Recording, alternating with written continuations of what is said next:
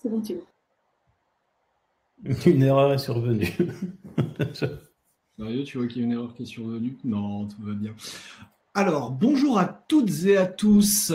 Dites-moi un petit peu dans le chat, est-ce que vous nous recevez bien? Est-ce que l'image est bonne? Est-ce que le son est bon? On va attendre quelques petites réponses. S'il y a des âmes charitables qui peuvent nous répondre dans le chat, ce serait parfait.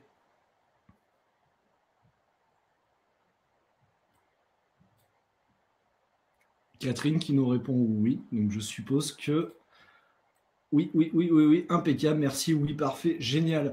Donc, bonjour à toutes et à tous, et on est ravis de vous retrouver pour ce webinaire qui va annoncer une nouvelle rentrée spectaculaire, glorieuse même, puisque nous attaquons voilà, cette rentrée avec Nathalie Claubert et Nicolas Govrit pour un sujet passionnant, la psychologie du haut potentiel. Bien évidemment, nous allons parler de leur nouvel ouvrage, que vous avez bien sûr tous lu pendant cet été sur la plage. En tout cas, moi je l'ai fait. Je dois vous dire que c'est un très mauvais roman. L'intrigue, j'ai rien compris. Et en plus de ça, les personnages, il y en a beaucoup trop. Voilà. Non, mais c'est un ouvrage bien évidemment extraordinaire. Et on va un petit peu développer avec Nathalie et Nicolas pendant ces 30 minutes. Ce qu'on va faire, c'est qu'on va laisser Nathalie et Nicolas se présenter et présenter leur sujet. Et à partir de 30 minutes, on va pouvoir ouvrir un débat. Donc n'hésitez pas à poser vos questions directement dans le chat. On les sélectionnera et puis on les posera à Nicolas et à Nathalie. C'est tout bon pour vous? Nathalie, Nicolas? Oui, ouais. c'est bon pour nous. Parfait. C'est OK. Impeccable. Eh bien, écoutez, moi, je vais rester en spectateur. Je vais désactiver mon micro. S'il y a un problème, vous hurlez. Très bien, d'accord. Marche. À de suite. Bon, alors on va commencer par se présenter. Moi je m'appelle Nathalie Claubert, je suis psychologue clinicienne. J'exerce principalement en tant que psychologue en cabinet libéral dans la région de Meaux. Je suis aussi formatrice chez Octopus Formation, aussi à l'IFH, dans différents organismes de formation professionnelle. Et ma petite particularité, c'est que je suis aussi hypnothérapeute. Et une double formation qui me donne un regard un petit peu différent en philosophie, que j'ai enseigné aussi en partie. Là, je vais laisser la parole à Nicolas. Voilà, et moi je suis le scientifique de service. Et donc Nathalie parle des gens, des vraies personnes, des individus, et moi je parle des bases de données, des variables et des populations seulement. Voilà, donc tout ce que je raconte, c'est toujours faux dans tous les cas particuliers, parce que en psychologie, tous les cas sont particuliers, mais c'est toujours vrai en général. Et je ne sais pas ce que je voulais ajouter d'autre. Sinon, puisqu'on parlait de ce qu'on fait, nos formations, je suis chercheur en psychologie cognitive à l'Université de Lille. Et je travaille pas seulement sur le haut potentiel, mais aussi j'ai travaillé en tout cas sur le raisonnement. Et puis en ce moment, je me lance pas mal dans l'éducation à l'esprit critique. Voilà, des choses qui ont un peu de lien peut-être avec le haut potentiel, mais pas tant que ça. Et j'aime bien quand il y a des mathématiques dans ce que je fais, mais là, pour le haut potentiel, c'est plutôt la psychologie qui aide. Voilà, peut-être qu'on va vous présenter un petit peu le livre, parce que alors je ne sais pas si c'était bien clair dans la présentation, qui est un peu succincte, mais le webinaire d'aujourd'hui, c'est essentiellement une présentation du livre Psychologie du haut potentiel, éponyme donc. Et donc c'est de ça qu'on va vous parler. Et d'abord, on va peut-être vous dire en un mot pourquoi on a ce qu'il y a dedans, ce qu'on peut trouver, mais aussi pourquoi on a eu l'idée de lancer ce projet d'ouvrage collectif avec Nathalie. Je te laisse peut-être présenter ou... Oui, alors tout d'abord, ce sur quoi on est parti, c'est qu'il y avait un manque dans les ouvrages disponibles sur le haut potentiel, c'est-à-dire qu'on a beaucoup d'ouvrages grand public, beaucoup d'informations sur Internet, sur différents supports, mais on avait très peu d'éléments pour les professionnels, d'ouvrages complets qui puissent s'adresser aux pros et lui donner des éléments qui lui permettent, alors qu'ils soient scientifiques, qu'ils soient étudiants, c'est-à-dire futurs professionnels, ou qu'ils soient professionnels en exercice avec déjà une expérience conséquente. il manquait un livre qui permette voilà, de rassembler tout ce qu'on savait autour du haut potentiel, mais qui apprenne aussi à travailler avec, quelles que soient ses modalités d'exercice professionnel. Et ça, on est parti de ça, du besoin d'un ouvrage de référence chez les professionnels et de pouvoir s'adresser aux professionnels d'un point de vue scientifique sérieux, mais aussi pratique, voilà, et clinique. Voilà, si je précise un peu dans les angles, les dimensions qui nous ont vraiment guidés. D'abord, là, vous voyez en premier rigueur, c'est la rigueur scientifique. On voulait quelque chose qui soit vraiment bien étayé parce que il y a beaucoup de témoignages, on trouve autour du haut potentiel, des témoignages parfois de professionnels, parfois pas, mais qui partent un peu dans tous les sens. Et donc, on voulait à la fois garder ces témoignages pour avoir quand même quelque chose de vivant, mais en même temps donner aussi les résultats scientifiques, c'est-à-dire la généralité, mais donc ce que je disais tout à l'heure, les variables et les populations aussi. On a essayé d'être complètement complet, ce qui fait que le livre commence par exemple par tout un historique des définitions du haut potentiel. Alors souvent, je ne sais pas si vous êtes tombé sur des vidéos où je présente le haut potentiel qui ont quelques années. Souvent, j'indique par exemple que la définition la plus consensuelle, c'est simplement QI total supérieur à 130, mais en fait, il y a eu beaucoup d'autres définitions. Et dans l'histoire des réflexions scientifiques et des praticiens sur le haut potentiel, il y a eu plusieurs propositions de modèles qui sont encore défendus aujourd'hui et qu'on présente dans un historique qui donne tout un panorama comme ça des modèles disponibles. Peut-être je te laisse parler du reste si tu veux. Oui, alors un des éléments qui est caractéristique du livre, c'est la diversité. C'est-à-dire ce qu'on voulait aussi, c'était qu'il y ait différentes voix dans ce livre, que ce soit pas juste un livre qui expose, on va dire, une école ou quelque chose qui soit l'objet d'un groupe, voilà, en particulier, mais qui puisse vraiment être représentatif de différentes tendances aussi au sein des praticiens, mais aussi des éducateurs, d'autres types de professionnels, et de donner à voir cette diversité. Alors, le livre, évidemment, il y a une unité autour, mais il y a aussi des déclinaisons à différentes voix qui donnent cette ouverture-là, cette richesse au livre. Et du coup, c'est pas un livre seulement pour les psychologues, pour les cliniciens, pour les thérapeutes, mais c'est aussi un livre qui s'ouvre sur le monde de l'éducation, c'est-à-dire les enseignants peuvent s'en saisir aussi. Il y a plein de choses là à manger pour les enseignants, mais aussi les professionnels dans le monde du travail, puisque ce livre va jusqu'à l'adulte. Et on a des éléments sur le monde du travail, 2 chapitres dédiés notamment, pour les coachs ou aussi pour les personnes qui travaillent en ressources humaines. Et puis un aspect très pratique, c'est-à-dire qu'il y a beaucoup de cas cliniques, beaucoup d'exemples aussi, beaucoup d'exemples d'enfants, de personnes qui effectivement travaillent auprès des enfants, des adultes qui nous racontent leur expérience spécialisée sur le haut potentiel. Donc il n'y a pas que des éléments théoriques, il y a aussi beaucoup de vignettes tout au long du livre. Voilà, pour faire quelque chose d'aussi complet, bien sûr, il fallait de la place et puis des compétences très diverses. Donc, il y a beaucoup d'auteurs. Vous avez ici, je crois, la liste de tous les auteurs. On ne va pas pouvoir évidemment les présenter. Tous les citer, oui, on est désolé. On ne va même pas les lire tous les noms, mais vous avez voilà, des auteurs qui ont des compétences très diverses qui sont mis ensemble. C'est un travail de collaboration très intéressant. Pour le livre, je ne sais pas si on voyait qu'il était assez épais, mais il fait 672 pages, si je me souviens bien. Donc, quand même assez épais. Et voilà, parmi les... Voilà, oui, la tranche. Donc, parmi les auteurs, je ne sais pas, ceux qui sont ici, peut-être que vous avez entendu parler de, par exemple, Gabriel Val, qui est plutôt spécialiste à la fois du trouble de l'attention, TDAH et du haut potentiel, donc qui a pu donner un éclairage là-dessus. Jacques Grégoire, qui est très connu pour tout ce qui est mesure de l'intelligence notamment, et qui intervient aussi dans un des chapitres plus scientifiques. Maud Besançon, qui s'est intéressé longtemps au haut potentiel intellectuel et qui maintenant, avec Todd Lubart, s'intéresse plus au potentiel créatif et qui fait le lien entre les deux dans un chapitre dédié. Vous avez aussi, vous pouvez reconnaître Jean-Charles Terrassier, qui est un des pionniers, plus du côté pratique, du haut potentiel intellectuel, ou bien Franck Ramu, le célèbre et terriblement rigoureux Franck Ramu, qui intervient aussi pour discuter dans un chapitre qu'on a coécrit du cerveau, des hauts potentiels et ce qu'on en sait véritablement.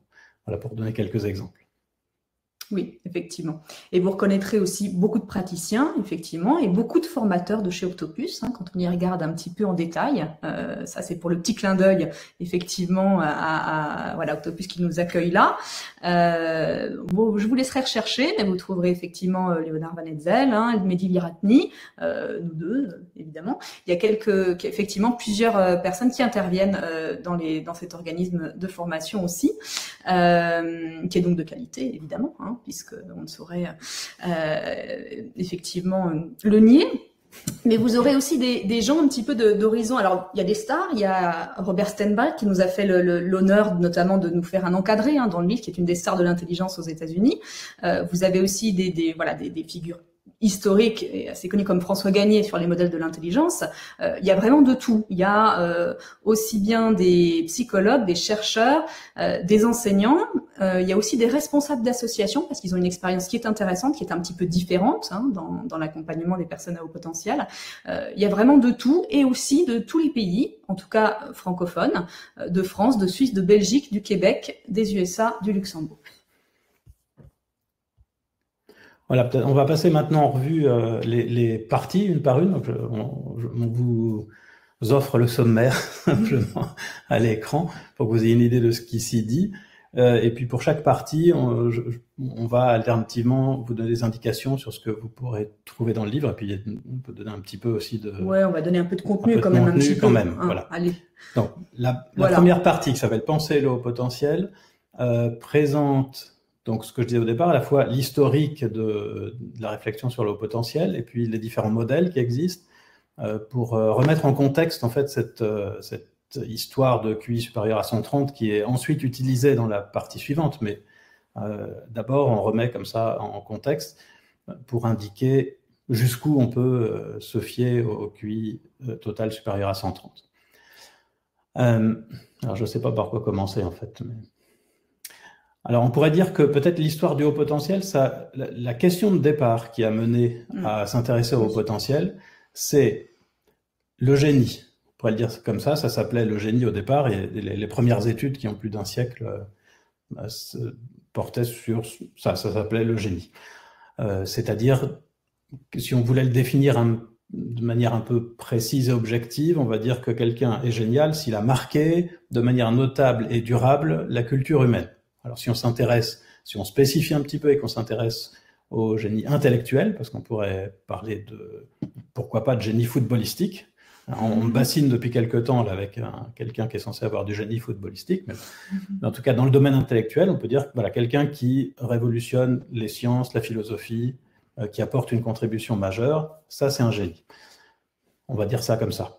Et la question du haut potentiel, c'est celle des génies en devenir. C'est-à-dire que la question, c'est est-ce qu'on peut, chez des enfants au départ, maintenant on parle souvent de haut potentiel pour les adultes, mais au départ c'était surtout sur les enfants, les adolescents, les jeunes adultes à la limite, est-ce qu'on peut chez eux déceler ce qui pourrait permettre qu'ils deviennent des génies? Donc qu'est-ce qu'il faut pour devenir un génie? C'est ce qu'on appelle le haut potentiel. Voilà. Alors évidemment, quand on se pose la question comme ça, c'est-à-dire est-ce que je vais pouvoir deviner que quelqu'un pourrait devenir un génie, dire que je vais deviner qu'il va devenir un génie si le QI est supérieur à 130, évidemment c'est très réducteur, et c'est pourquoi beaucoup de gens encore aujourd'hui ne sont pas d'accord avec ce modèle qu'ils trouvent trop simple. C'est celui qu'on utilise presque toujours en sciences parce qu'il a l'avantage d'être objectif et très simple, et c'est ce qu'il nous faut.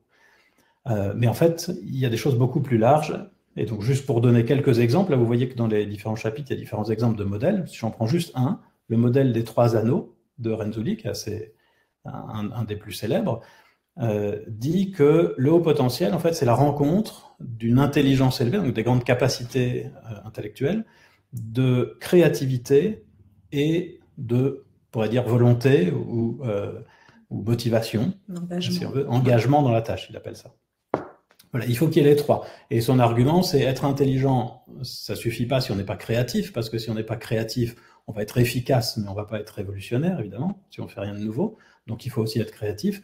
Et intelligence et créativité, ça suffit pas, parce qu'on a beau être intelligent et créatif, si on travaille pas, on n'y arrivera pas. Donc, il faut les 3 qui se rencontrent sur un thème pour pouvoir laisser prévoir le génie. Et voilà, c'est un des modèles qui sont présentés dans cette partie. Et effectivement, il faut qu'on avance. Je passe à la suivante, je serai peut-être un peu plus bref.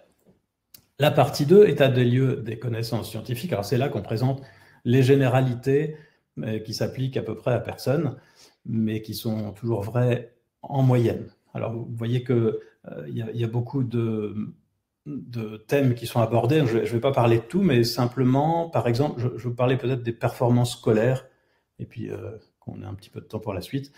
Voilà, une idée répandue, en tout cas qui était répandue il y a quelque temps. J'ai l'impression que les mentalités changent pas mal sur le haut potentiel ces dernières années, mais enfin, il y a quelques années, en tout cas, une idée vraiment répandue, c'était que le haut potentiel, même défini comme un QI très élevé, supérieur à 130 par exemple, c'était un problème pour le développement scolaire et que ça se traduisait bien souvent par de l'échec ou du moins des sous-performances scolaires. Et en réalité, ça, c'est un des mythes, bon, j'appelle ça comme ça, un des mythes sur le haut potentiel les plus faciles à démonter, parce qu'en fait, on a des données en quantité industrielle, c'est-à-dire sur plusieurs millions de personnes, on connaît le QI et les résultats scolaires, et on le connaît dans toutes les disciplines, à tous les âges et à tous les niveaux de QI.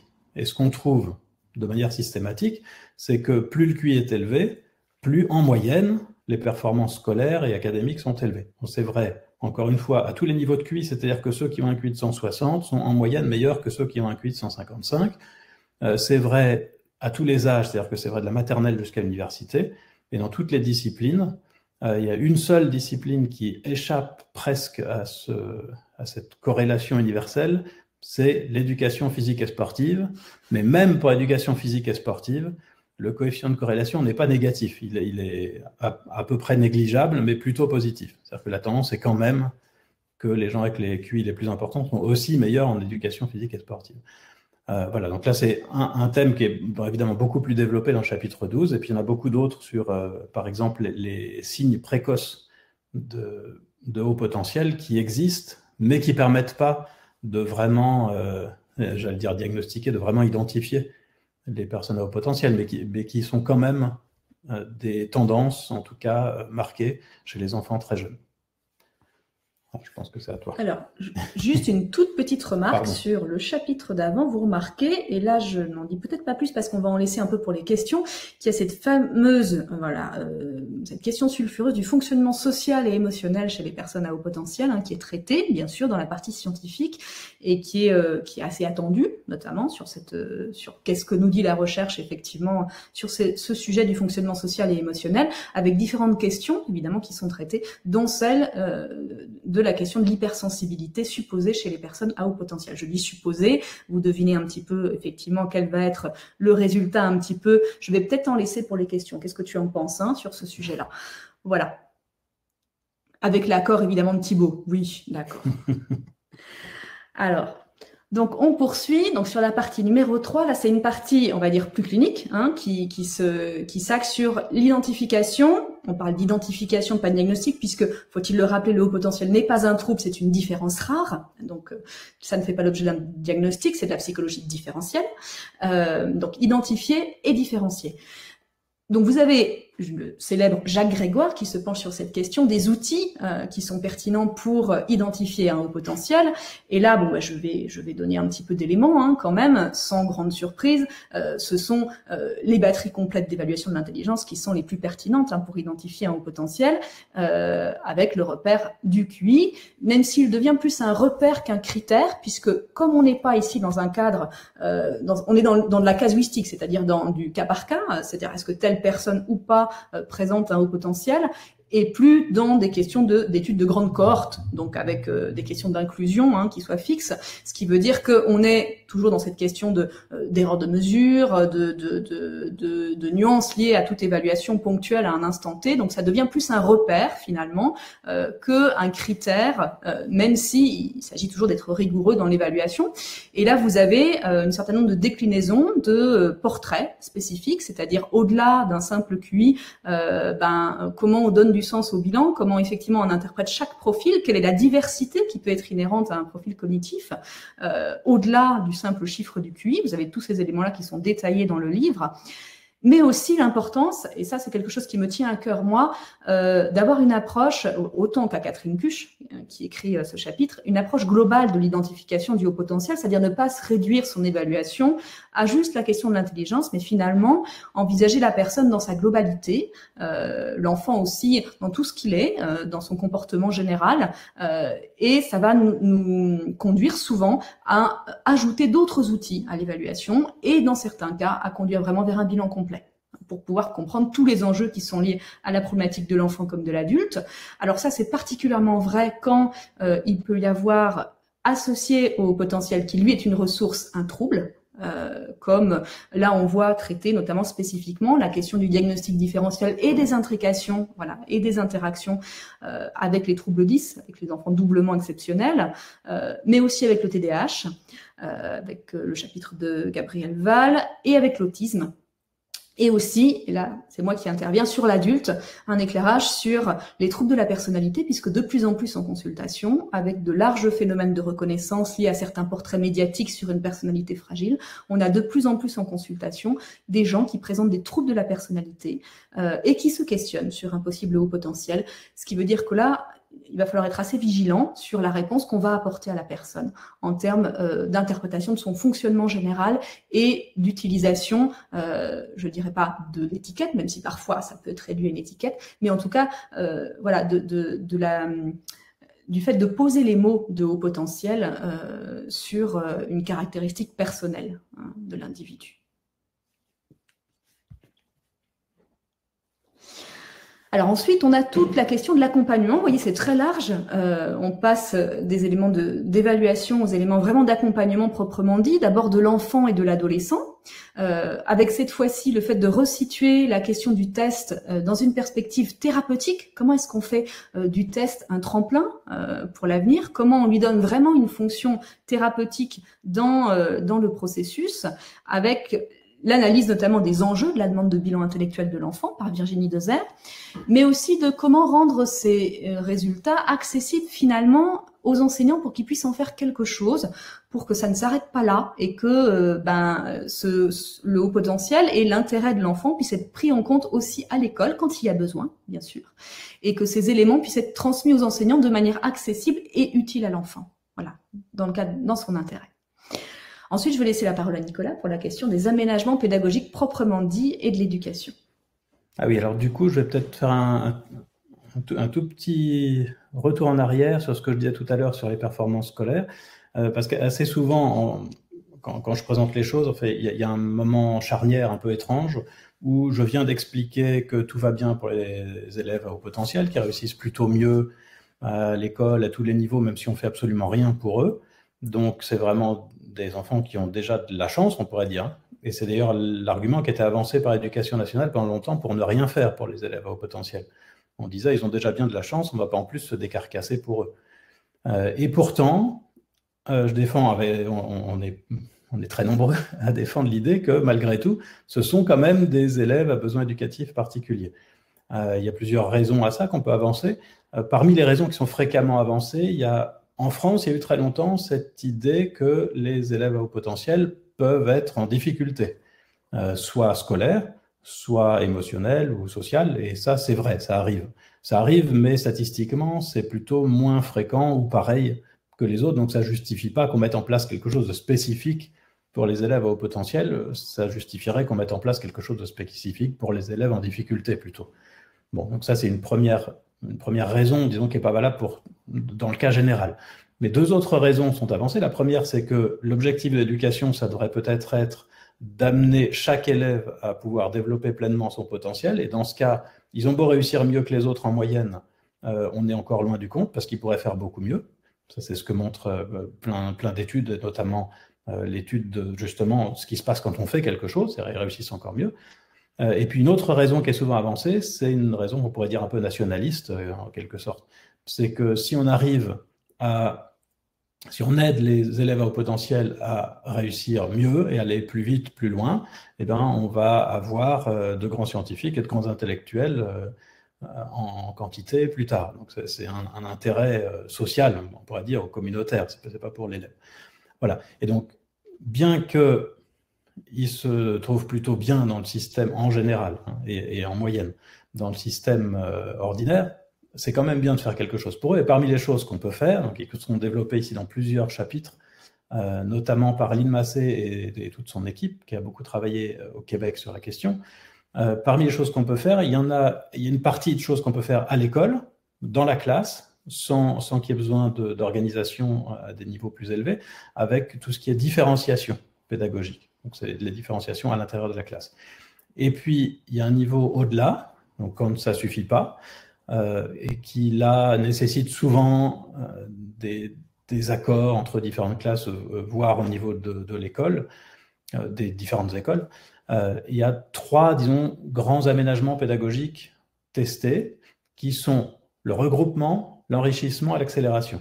Le regroupement, ça consiste à mettre ensemble des élèves, par exemple, de même niveau, et donc on peut faire des classes ou voire des écoles spécifiques pour les élèves à haut potentiel, ce qui leur permet d'avancer à leur rythme, c'est-à-dire en général peut-être un peu plus vite que les autres.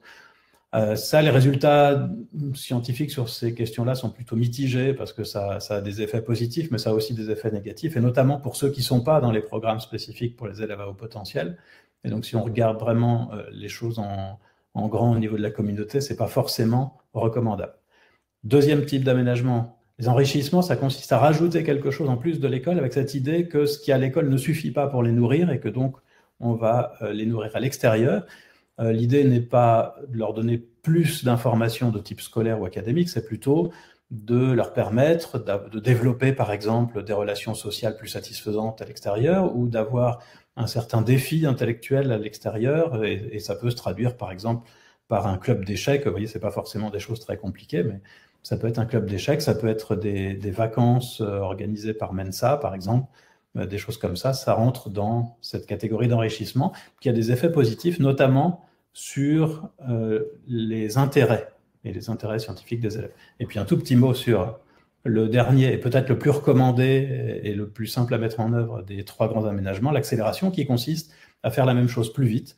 Donc ça peut être par exemple le saut de classe, c'est ce qui est fait le plus souvent en France, mais il y a plein d'autres manières d'accélérer et de faire la même chose plus vite. Pour donner juste un autre exemple, vous avez parfois des classes double niveau, et certains élèves peuvent faire les 2 années en une quand ils se trouvent dans une classe double niveau. C'est aussi une procédure d'accélération qui a des effets très positifs. Et je redonne la parole à Nathalie. Oui, pour la suite du coup de la partie 4, sur là pour le coup proprement thérapeutique, c'est-à-dire comment ça va se passer, quel est l'impact du haut potentiel, d'une intelligence très élevée, dans le processus thérapeutique. Finalement, ça dépend au service de quoi on met son intelligence. Hein. La plupart du temps, c'est une ressource qu'il faut pas hésiter à saisir et à activer en thérapie. Hein. C'est vraiment un allié. Mais quelquefois, ça peut aussi servir les résistances au changement et ça peut servir la défense du maintien du symptôme. Donc ça, c'est Mehdi Liratni qui vous développe ça en détail avec une approche plus de thérapie cognitive et comportementale, avec d'autres outils également, dans sa besace, dans le chapitre 27. Et puis enfin, un éclairage aussi, et ça me tenait à cœur, en tout cas moi, qu'on ait un éclairage sur différentes approches psychothérapeutiques, un chapitre un peu systémique sur quel est l'impact du haut potentiel sur le système familial, comment on travaille en tant que thérapeute familial avec cette notion de haut potentiel et avec les familles. Donc ça, c'est Alice Fourré qui vous en parle aussi en détail avec de nombreuses illustrations cliniques dans son chapitre que je vous invite à consulter. Et puis enfin, donc la partie numéro 5, c'est toute la partie qui concerne l'accompagnement de l'adulte, avec de la même façon que vous avez pour l'enfant l'analyse effectivement du rôle, de la place du bilan, la question de l'identification du haut potentiel chez l'adulte à travers les tests, c'est-à-dire qu'est-ce qui se passe finalement quand il y a une demande d'évaluation de l'adulte, comment l'accompagner, comment l'accueillir, parce que souvent, il y a déjà du travail à faire avant même de répondre. Pour situer un petit peu la demande dans son contexte, pour savoir si on va orienter ou pas l'adulte vers une identification. Moi, ce que je dis souvent, c'est que les adultes perçoivent beaucoup mieux tous les enjeux qui sont liés à l'évaluation de l'intelligence. Et donc souvent, dans la question de la passation d'un test, on a des adultes beaucoup plus anxieux, voilà, beaucoup plus stressés, avec des questionnements identitaires qui sont très importants. Et tout ça, ça s'accompagne finalement en thérapie avant d'orienter vers une évaluation ou pas. Donc c'est Ghislaine Labouret et Nicolas François qui vous parlent de cette question un petit peu plus en détail. De mon côté, je vous présente un modèle qui n'est pas la même chose que les modèles du haut potentiel, qui sont des modèles qui expliquent le développement souvent de la douance en talent, c'est-à-dire comment les performances s'actualisent. Ce modèle-là, c'est tout à fait différent. C'est un petit modèle de synthèse qui présente 3 enjeux principaux qui peuvent être mis en lumière dans l'accompagnement et qui peuvent servir de guide pour construire des stratégies thérapeutiques avec les personnes à haut potentiel, avec les adultes notamment. Et ça s'appelle le modèle ISA pour identité, socialisation et accomplissement. Comment on prend en charge les enjeux identitaires, mais aussi les enjeux d'adaptation sociale et enfin cette fameuse question de l'accomplissement du haut potentiel que souvent on déplace en thérapie vers l'accomplissement de soi, c'est-à-dire vers la question de finalement quel niveau d'accomplissement est-ce qu'il est nécessaire pour atteindre le bonheur. Est-ce que la question ne doit pas être reposée en termes plutôt d'accomplissement de soi plutôt que d'accomplissement du potentiel. Et puis vous avez Sophie Brasseur qui va vous parler du travail émotionnel avec les adultes à haut potentiel, notamment lorsque une hypersensibilité s'ajoute à la question d'une intelligence élevée. Elle vous donne ses astuces, ses outils pour travailler avec cette population de personnes à haut potentiel. Vous avez également des chapitres spécifiques sur l'accompagnement des adultes dans le monde du travail. D'abord du point de vue du coach, principalement, de l'accompagnant emploi, avec des éléments aussi là très pratiques sur que proposer, quels outils mobiliser avec des personnes à haut potentiel dans le monde du travail. Et puis un chapitre spécifique sur une question qui est souvent mise en lumière, c'est la question du burn-out ou de l'épuisement professionnel, qui est un des motifs qui amène les adultes à consulter et à s'interroger parfois sur le haut potentiel. Et puis enfin, un chapitre de clôture sur la question de la ressource et sur ce que permet le haut potentiel dans le travail de la résilience avec les adultes. Et puis je vais m'arrêter là. Est-ce qu'on a respecté le temps ? Il me semble. Ça fait 32 minutes, c'est parfait. C'est impeccable. Mais si vous voulez rajouter encore quelque chose pendant 2-3 minutes, il n'y a pas de souci. Ok, alors qu'est-ce qu'on peut rajouter un petit peu sur ces questions-là ? Alors... C'est peut-être mieux d'avoir des questions. Oui, peut-être qu'on va peut-être passer aux questions. On peut faire comme ça, bien évidemment, il n'y a pas de souci. Il y en a déjà quelques-uns. Eh bien... merci en tout cas de votre intervention et de votre présentation, Nathalie et Nicolas, c'était vraiment super, ça résume bien. Dans le chat, si cette intervention vous a plu, vous avez le droit de mettre un petit émoticône d'applause. Ça fait toujours plaisir. Voilà. En attendant, voilà, qu'on trie un petit peu les questions. Moi, je voulais personnellement, voilà, vous remercier pour cet ouvrage, parce que très honnêtement, j'ai rarement, je pense pas avoir lu un ouvrage aussi complet et c'est très intéressant la façon en tout cas dont il a été construit parce que bien évidemment on peut prendre chaque chapitre ou chaque partie un petit peu comme on veut et c'est très très agréable pour les professionnels de pas avoir à lire dès le début pour aller jusqu'à la fin et j'ai envie de dire qu'il est très intelligemment construit, donc félicitations.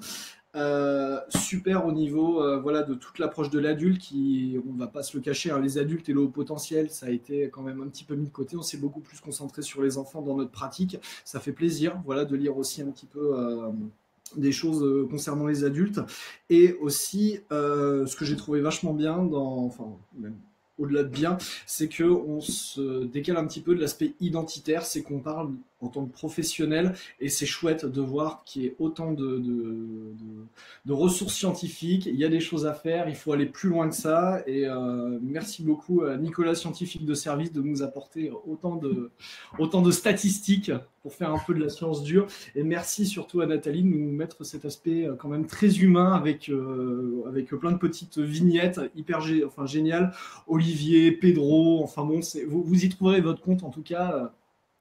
courez acheter ce bouquin dans des librairies, pas sur Amazon. Voilà, faites vivre les librairies, c'est tout ce que je peux dire. Voilà. D'ailleurs, vous savez que le seul commentaire négatif sur Amazon, c'est quelqu'un qui a reçu son livre corné.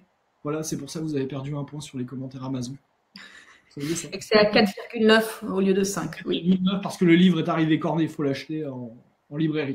Bref, voilà pour moi. Alors, on va commencer un petit peu facile. C'est Alessandra qui nous pose cette question. Elle a essayé de comprendre qui était l'auteur venant du Luxembourg, sans succès. Qui est l'auteur qui a participé à votre ouvrage qui vient du Luxembourg? Anna Schmidt. Oui. Anna Schmidt, voilà. Anna Schmidt qui présente un encadré sur l'accompagnement, on va dire, éducatif d'enfants à haut potentiel avec la façon dont elle se sert de l'andragogie, c'est-à-dire de la pédagogie pour l'adulte, qu'elle applique à l'enfant à haut potentiel. C'est dans les chapitres sur l'éducation, si vous la cherchez spécifiquement. Loredana qui vous pose la question. Malheureusement, lorsque les traumatismes complexes interfèrent, le HP n'est pas toujours diagnostiqué. Alors, toujours ce problème de sémantique, le diagnostic. Est-ce qu'on peut vraiment parler de diagnostic de HP? Mais bon, c'est de la sémantique. La question, c'est quand il y a des traumatismes complexes qui interfèrent, c'est toujours difficile, voilà, de mettre en évidence, je pense, le HP. Le haut potentiel. Alors, est-ce que tu veux ajouter que je réponds? Oui, c'est plutôt ton domaine. Plutôt clinique. Surtout que ça va être intéressant à la fois sur résilience et sur troubles de la perso. Donc, on va pouvoir avoir un éclairage un petit peu là-dessus. Donc, quand il y a des traumatismes complexes, effectivement, donc ça veut dire qu'il y a des traumatismes multiples, et souvent c'est des traumatismes dans l'histoire de vie, et souvent aussi des traumas précoces. Pas toujours, mais c'est souvent le cas dans les traumas complexes. Là, il y a une question de répercussion. Plus, j'ai envie de dire, à la limite sur la personnalité, sur le comportement, peut-être que sur l'intelligence. Et peut-être que dans ces cas-là, ça masque effectivement. Alors, ça peut agir sur certaines choses. Si ça agit fortement au niveau de la personnalité, ça va venir impacter, on va dire, les domaines de réalisation, dans le sens où, quand vous réalisez dans la vie, c'est-à-dire de façon écologique, quand vous devez acquérir un travail, on va dire fonder une famille, enfin tout ce qu'on peut imaginer comme, on va dire, signe un petit peu d'accomplissement ou de fonctionnement, on va dire, global à un niveau plutôt satisfaisant. Tous ces éléments-là vont venir impacter la capacité de la personne, justement, à pouvoir construire. Par exemple, évidemment, tous les gens qui ont des traumas complexes ne développent pas des troubles de la personnalité, mais on sait que les traumas sont, notamment lorsqu'ils sont précoces, sont un des facteurs de risque très importants dans la constitution, notamment, du trouble de la personnalité borderline, ensuite à l'âge adulte.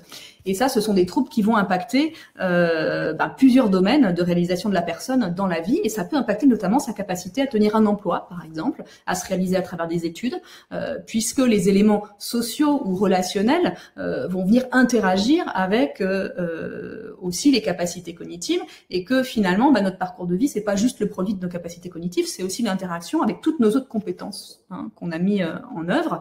Et effectivement, peut-être que chez ces personnes, des fois, on a moins d'indices de performance dans le parcours de vie, moins d'indices de performance, on va dire, clairs, peut-être dû à, chez certaines, quand il y a des troubles de la personnalité associés, une difficulté à tenir dans la durée, dans certains projets, sur certains parcours, qu'ils soient scolaires ou professionnels.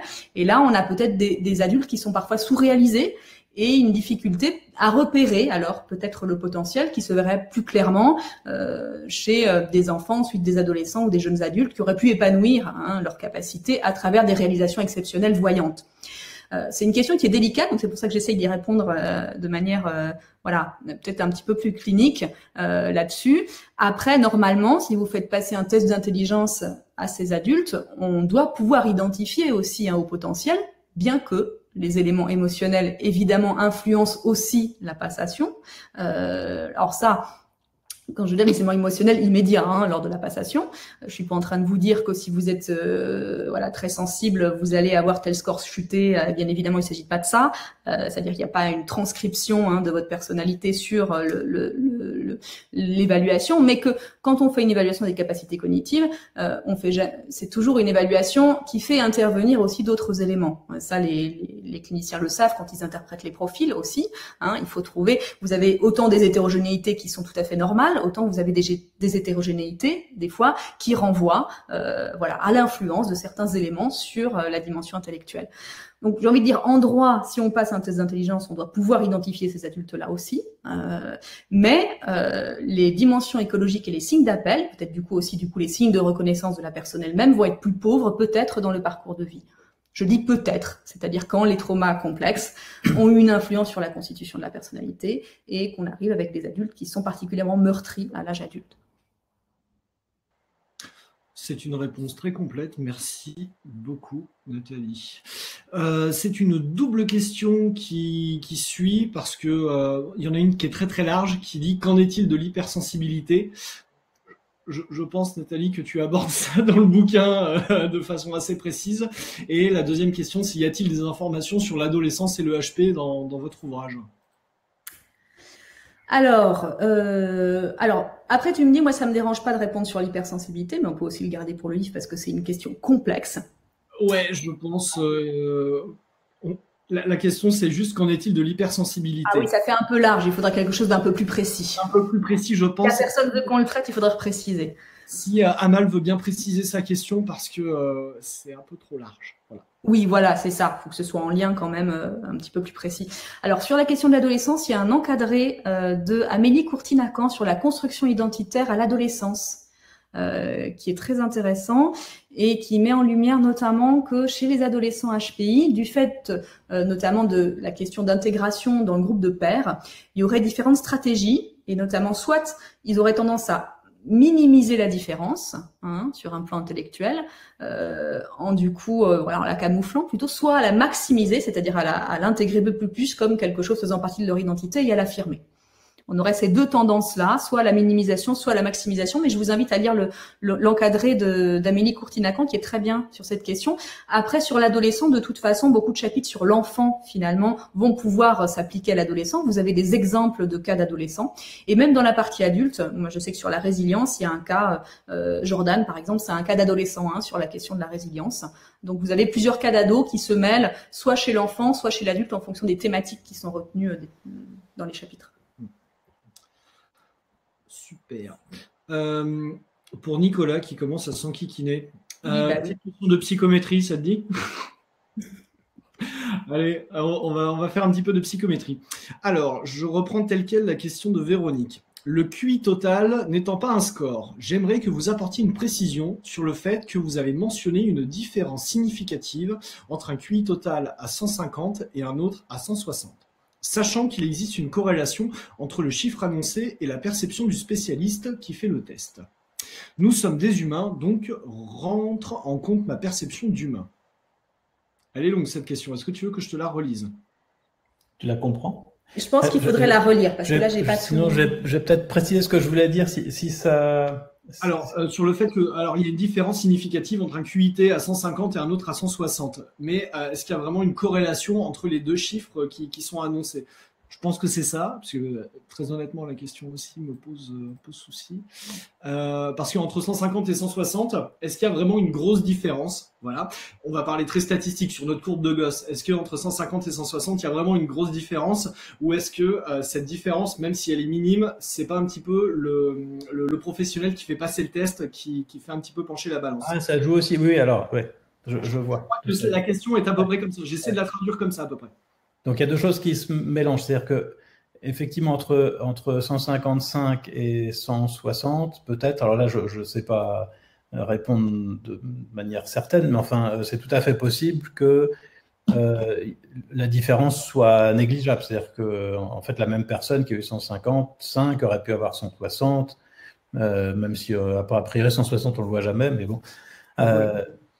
Ça d'accord. Moi, le résultat que je donnais, c'est donc un résultat sur la population, donc c'est des tendances, d'accord? Et si on prend l'ensemble de toutes les personnes qui, après avoir passé un test de QI, se retrouvent avec 155, et l'ensemble des personnes qui, après avoir passé un test, se retrouvent à 160, on peut quand même penser qu'en moyenne, ceux qui ont obtenu 160 sont plutôt ont plutôt de meilleures compétences cognitives que ceux qui ont eu 155, même s'il y a plein de mauvais classements dedans, et certains qui sont à 160 auraient dû être à 155, et c'est le praticien qui a surnoté, ou l'inverse. Bon, ça, on est d'accord. Mais juste si on regarde les deux groupes, la différence est sûrement pas significative du point de vue clinique, ça je suis d'accord, sur des individus particuliers, mais sur les deux groupes, c'est pas les mêmes groupes. Celui qui a eu 160 est plutôt meilleur.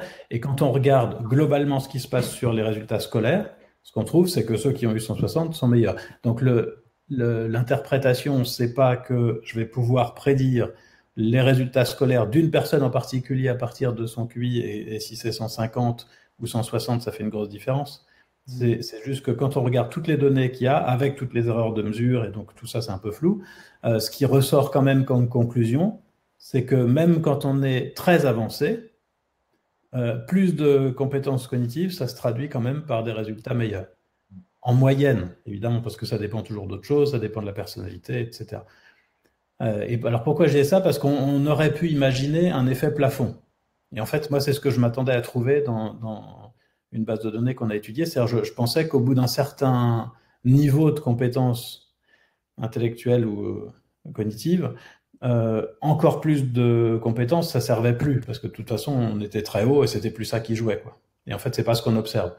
Donc, quand on regarde la courbe qui donne les résultats scolaires en fonction du QI, ça continue à monter tout le temps. Voilà. Mais ça veut pas dire que 155 ou 160, c'est cliniquement significatif comme différence. Et puis en plus, je vais rajouter que dans la courbe de Gauss, en tout cas dans l'étalonnage du WISC, le WISC 5 par exemple, au-delà de 150, si ma mémoire est bonne, en fait, il y a tellement peu d'enfants, enfin il y a tellement peu d'étalonnage à partir de cette population qu'entre 150 et 160, on a trouvé 0,01 enfant. Donc en fait, ça ne veut absolument plus rien dire au-delà de... Oui, en fait, les résultats là, que je présente viennent d'une étude qui n'était pas fondée sur la WISC. C'était un autre test. Et ils n'ont pas comparé non plus 155 et 160. Ils ont comparé en pourcentiles. Donc, ils ont regardé les 1% les meilleurs, puis les 1 pour 1000 les meilleurs, puis les 1 pour 10 000 les meilleurs. Et ils trouvent que quand on est dans les 1 pour 10 000 les meilleurs, ben, ça donne encore un avantage par rapport aux 1 pour 1000 les meilleurs. Ok, ça marche. Véronique qui nous demande y a-t-il une partie sur les mythes qui accompagnent le HP? Cela peut nous aider à répondre aux croyances du milieu scolaire qui restent trop souvent sur des idées véhiculées il y a 20 ou 30 ans, comme celle déjà que tu avais proposée, Nicolas, que quand on est au potentiel, on est nul à l'école. Alors, on n'a pas fait une partie, ça c'est la volonté de Nathalie qui veut pas qu'on fasse la guerre. Donc on n'a pas voulu se positionner en contre. Donc, il n'y a pas une partie qui s'intitule « Tout ce que vous croyez de faux sur le haut potentiel ». Par contre, la partie 2, qui donne les résultats scientifiques, de fait… Recadre les choses. Recadre. Voilà. Donc, dans performance scolaire, on ne dit pas « Ne croyez pas ce qu'on vous dit, en fait, ils réussissent mieux ». On dit juste « On a des données qui montrent qu'ils réussissent mieux ». Et puis, dans cette partie, puis ailleurs aussi, en fait, par exemple, la partie sur les troubles 10, il y a aussi des idées fausses qui circulent sur le lien supposé entre haut potentiel et trouble 10. C'est recadré aussi, mais pas pas sous forme... Ouais, partout on traite les idées reçues, en fait. C'est-à-dire que dans tous les chapitres, vous trouverez des éléments qui recadrent certaines idées reçues de façon plus ou moins subtile. On a essayé de le faire le plus subtil possible pour pas non plus être dans quelque chose qui a l'air d'être à charge, on va dire, mais qui donne un aspect plus global et puis aussi plus nuancé parfois sur ces choses-là, quand il y a des choses qu'on sait, puis quand il y a des choses qu'on sait pas, parce qu'on sait pas toujours tout non plus. Voilà, il y a aussi des éléments qu'on n'a pas et il faut pas non plus s'avancer sur des pistes où j'ai envie de dire on n'a pas tant de certitude que ça parfois. Tout à fait, c'est bien ça qui est scientifique en fait. C'est qu'on peut se tromper et que peut-être dans 10 ans, on trouvera encore d'autres choses. Donc absolument. Tout à fait. C'est évoluer le livre d'ailleurs, qui est des rééditions avec effectivement des mises à jour, si jamais il y a besoin. Mise à jour, version augmentée. Exactement.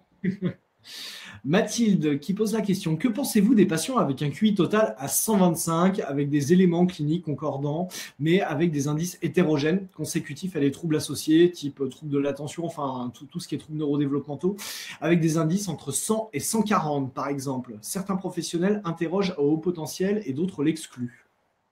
Avec des indices partiels, avec des zones de haute potentialité, comme on dit? Voilà, c'est ça. Mathilde, elle nous donne un exemple avec des indices situés entre 100 et 140. Donc, D'accord. ce qu'on appellerait, ça rejoint aussi une autre question sur alors, ce qu'on aurait pu appeler les hauts potentiels avec des très très hauts niveaux verbaux, par exemple, et Ah un oui. peu au niveau de ce qu'on appelait la performance, mais ce qui maintenant voilà, a un petit peu changé. Mais voilà, avec plutôt ces profils hétérogènes, voilà, qui nous donnent finalement un QI total à 130 dans la somme, mais avec vraiment des grosses différences significatives. Eh ben là, je vous invite à regarder justement tous les chapitres sur l'identification, où on donne des outils aussi conceptuels pour sortir du soit QI total ça, soit pas, vous voyez, avec une approche un petit peu plus dans le détail des profils, parce que c'est ça qui est intéressant finalement. Alors déjà, il faut rappeler que la question du 125, ça dépend, il faut aussi regarder un petit peu l'intervalle de confiance, bien sûr, et souvent on conseille de donner plutôt l'intervalle de confiance que le QI total, voilà, proprement dit, parce que ça permet une approche un peu plus nuancée, d'éviter aussi que la personne ou l'enfant s'enferme dans un chiffre, hein, mais garde à l'idée que c'est une évaluation à un instant T. Ça, je laisse les spécialistes vous expliquer tout ça beaucoup mieux que moi, hein. Jacques Grégoire, Isabelle Goldschmidt, Sophie Brasseur, Catherine Cuche peuvent vous parler de ça plus en détail. Quand il y a des troubles qui sont associés ou comment le trouble va répercuter sur l'évaluation psychométrique et notamment sur les indices à un WISC ou à une VICE, là, je laisse Katia, par exemple, Thériotte, vous en parler, qui évoque cette question dans les troubles 10 notamment. Est-ce qu'on trouve en moyenne certains indices qui sont chutés ou d'autres pas? Est-ce qu'il y a des, entre guillemets, des profils? Là, elle éclaire un peu cette question de façon délicate sur la question des troubles 10, mais vous avez d'autres éléments aussi qui sont effectivement mentionnés sur ces questions des rapports entre impact du trouble sur l'évaluation psychométrique. Bien sûr. Alors, de toute façon, la question je parlais tout à l'heure de zone de haute potentialité, c'est-à-dire que quand on a des indices partiels qui sont supérieurs ou égaux à 130, c'est aussi intéressant de le noter pour sortir de ce HP ou pas HP, voilà, surdoué ou pas surdoué, et pour rentrer dans une évaluation plutôt dans une restitution des compétences propres de la personne dans différents domaines. Et ça, je laisse les spécialistes effectivement en parler. C'est notamment Isabelle Goldschmidt et Sophie Brasseur qui parlent de cette question-là, sur comment on donne le sens au bilan intellectuel. Je crois que ce qui est assez clair tout au long de l'ouvrage, c'est qu'il ne se passe rien de spécial à 130, et donc la classification en haut potentiel ou pas, de toute façon, a quelque chose d'arbitraire. Et autant, quand on fait des études scientifiques, on a besoin d'un coup près comme ça, juste pour que ce soit reproductible. Autant en clinique, on peut être beaucoup plus souple parce que de toute manière, c'est arbitraire. Et puis, avec un QI de 128, on peut ne pas être classé HPI et pourtant être très très proche d'un QI de 130. Et on est beaucoup plus proche de quelqu'un qui a un QI de 130 que le sont deux personnes qui ont des QI de 130 et 145, qui sont toutes les deux classées dans la même catégorie. Du coup, il y a plein de propositions dont a parlé un peu Nathalie en passant, mais notamment celle de parler de zones de haute potentialité, pour dire qu'il peut y avoir certains, je ne sais pas quel insistant verbal, ce sera zone de haute potentialité verbale, et puis comme ça on ne classe pas en haut potentiel ou pas. Oui, et puis il y a autre chose aussi qu'il faut se rappeler, c'est effectivement, là on a un consensus autour de 130, bien sûr, avec 2,3% de la population, mais ces tensions-là, historiquement, il y a eu d'autres seuils, et même en fonction des pays, il y a eu aussi d'autres seuils. Terman, c'était 140, par exemple, mais vous aviez, et il a manqué 2 prix Nobel, 140, qui faisaient pas partie de la cohorte, mais qui ont eu le prix Nobel par la suite, parce qu'ils n'avaient pas un QI de 140, un QI total en tout cas de 140. Vous avez aussi par exemple, cette idée que au Canada, pour bénéficier des adaptations pédagogiques pour les gifted, ça partir d'un QI de 120. Parce que finalement, les besoins de ces enfants à 120, ils sont les mêmes qu'à 130, et que on peut proposer des aménagements pédagogiques pour les élèves, pour les enfants au potentiel, avec un QI un peu en dessous de 130, c'est pertinent aussi. Donc dans l'évaluation, je pense que dans la clinique, même si évidemment il faut rester rigoureux avec cette idée de 130 en tête, il faut se dire qu'au niveau on va dire des préconisations qui vont être faites, notamment en matière thérapeutique ou en matière d'accompagnement pédagogique, finalement, voilà, 125, 128, 132, ça va pas être forcément le détail des profils, voilà, va être plus important, et aussi, voilà, qu'est-ce qu'on va proposer à tel enfant particulier. Pour les aménagements pédagogiques, c'est même indiqué explicitement dans la dernière version du Vademecum que, par exemple, le saut de classe, c'est pas valable pour tous les élèves à haut potentiel. Il y en a au sens QI supérieur à 130. Certains ont un QI supérieur à 130 et n'auraient pas intérêt à bénéficier d'un saut de classe. Et à l'inverse, d'autres qui sont pas à haut potentiel au sens du QI auront intérêt, eux, à bénéficier d'un saut de classe. Donc, en fait, il y a une certaine souplesse quand même là-dessus, qui se retrouve du fait que de toute façon, dès le départ, la classification est arbitraire. On est vraiment sur un continuum d'intelligence, même si on regarde que l'intelligence, et il ne se passe rien à 130, donc on pourrait couper à 125, 120, 145, c'est complètement arbitraire. Super. Il y a énormément de questions. Il y a des questions qui sont vraiment très très larges. Les liens entre le TSA et le HPI, je crois qu'il va falloir faire un webinaire entier là-dessus. Ça va être compliqué de le faire en 3 minutes. Alors ça, c'est le chapitre 19, non? Ouais, enfin, c'est Jacques Grégoire. Si c'est trouble du spectre autistique, c'est Jacques Grégoire. Et si c'est trouble spécifique des apprentissages, c'est Katia Thériault. Jacques Grégoire, tu sais, ça c'est trouble du spectre de l'autisme, je crois. Non, donc c'est Katia. Non, Jacques. Bref. Une dernière petite question de Émilie que je trouve pertinente, c'est qu'en est-il aujourd'hui de ces nouvelles découvertes dans les formations de psychologie et des enseignants? Est-ce qu'ils sont au courant? Est-ce que nos confrères et nos collègues sont au courant de tout ça? De toutes ces avancées, de toutes ces découvertes, ou en gros, voilà, de cette mouvance sur les différents modèles, sur les différents courants qu'on utilise maintenant pour identifier et essayer de comprendre ce que c'est que l'intelligence. Ça dépend s'ils viennent chez Octopus ou pas se faire former, c'est ça? C'est un peu trop poussif. J'insiste un peu trop là. C'est bien, ouais, c'est très compliqué comme question, mais ça mériterait d'être traité. Oui. Moi, je peux donner des éléments de réponse parce que j'ai participé à la formation des professeurs des écoles. Et donc, là où je le faisais, après, ça dépend des académies, hein, mais au Nord-Pas-de-Calais, les Hauts-de-France, donc maintenant, il n'y a rien du tout sur le haut potentiel. Ils ont un module, donc c'est pour les futurs professeurs des écoles, encore une fois. Hein, donc c'est le socle de base, c'est voilà. Ça, c'est ce qu'ils font, c'est pas les formations complémentaires ensuite. Ils ont un module sur les élèves, le handicap, les élèves à besoins éducatifs particuliers ou spécifiques. J'avais proposé de faire quelque chose sur le haut potentiel, mais ils m'ont dit qu'on n'avait pas le temps. Il y avait déjà beaucoup de choses à faire par ailleurs. Donc, il n'y a rien. Et je vais intervenir à partir de l'année prochaine. Donc là, du coup, je vois ce qui se passe pour une formation à Paris qui se trouve à cheval entre psychologie et éducation, et où ils ont prévu 2 heures de cours et 2 heures de TD sur le haut potentiel.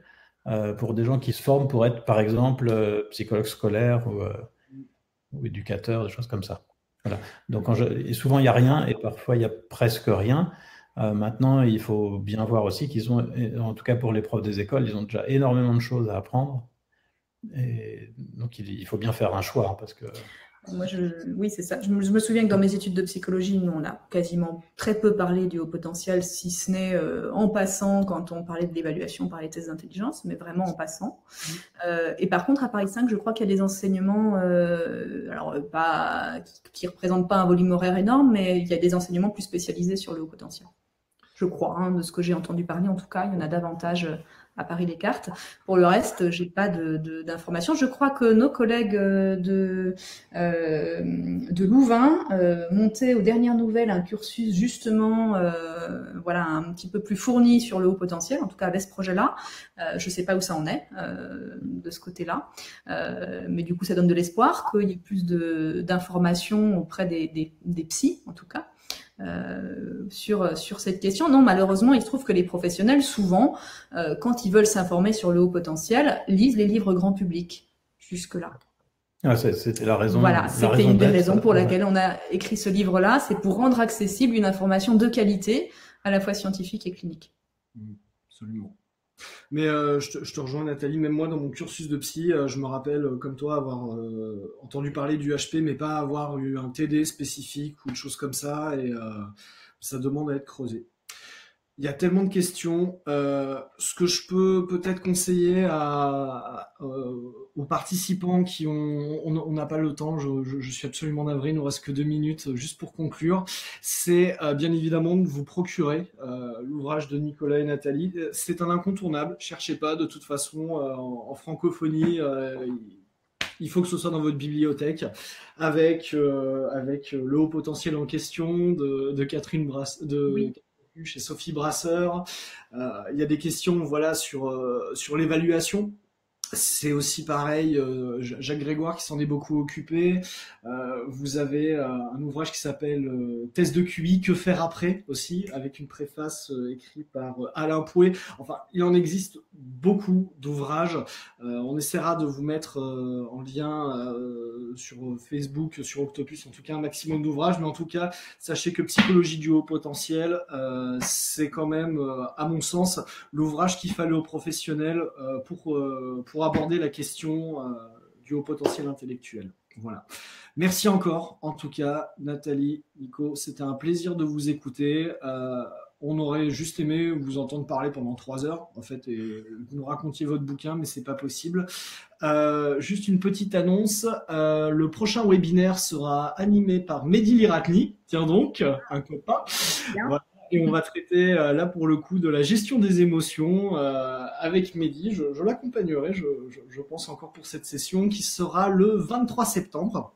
Pareil, même horaire, même lieu. Donc n'hésitez pas, voilà, déjà à vous inscrire ou à regarder. En tout cas, merci encore et on va devoir clôturer. Mais merci Nathalie, merci Nicolas et je sais pas quoi dire d'autre. Vous avez